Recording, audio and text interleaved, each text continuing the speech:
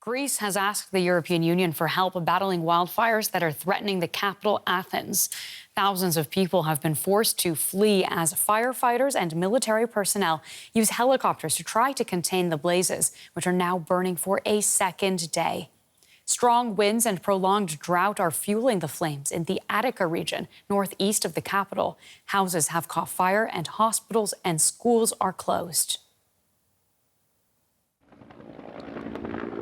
Firefighters battle aggressive wildfires as they sweep across forests and suburbs north of Athens. Residents are also doing their bit to help keep the blaze at bay. It really hurts. This forest is where we grew up. It makes us very sad and angry. And there are real risks to getting too close.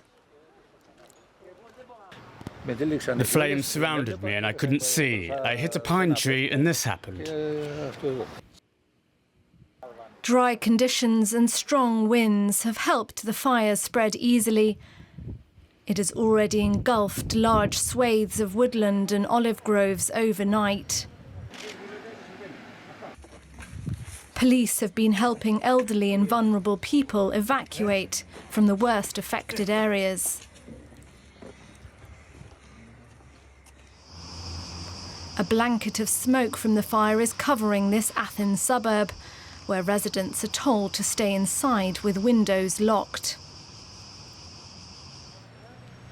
Greece is currently experiencing the hottest summer on record, creating the perfect conditions for fires to spread.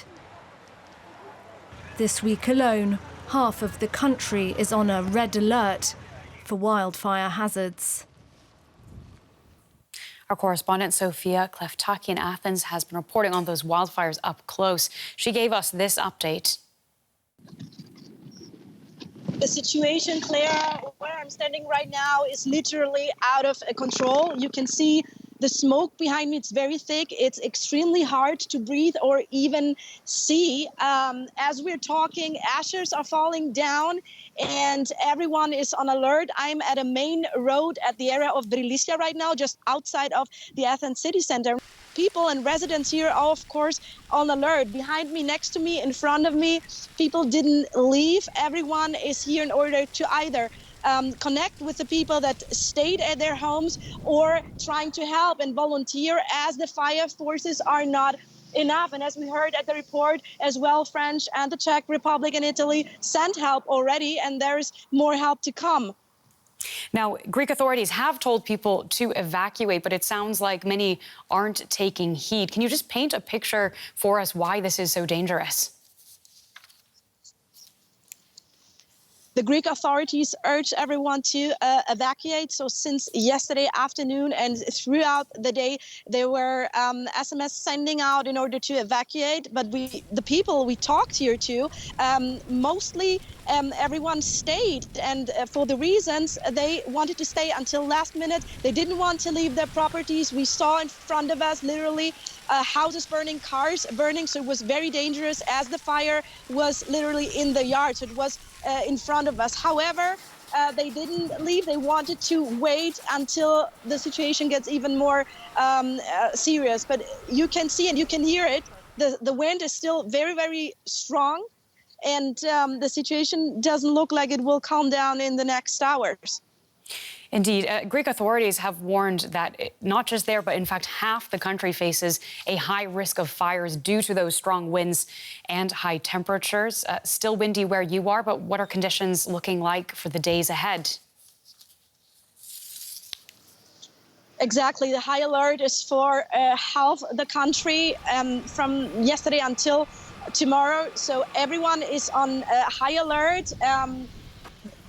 I'm sorry. The conditions are extremely hard for everyone as they try to cope, as new fire fronts are lighting up every now and then. So they cannot really have all forces. That's why volunteers are extremely important. And also authorities urge people to follow the evacuation orders and to follow also new updates on local media in order to make their work easier to protect everyone and to help. And how are efforts to get these fires under control going? Are there any areas of particular concern that Greek authorities are focused on for the next few days? So since yesterday, since the outbreak of the fire at Varnava, we have several areas which are very much affected. Right now, where I'm at is the most affected area, the area of Vrilicia.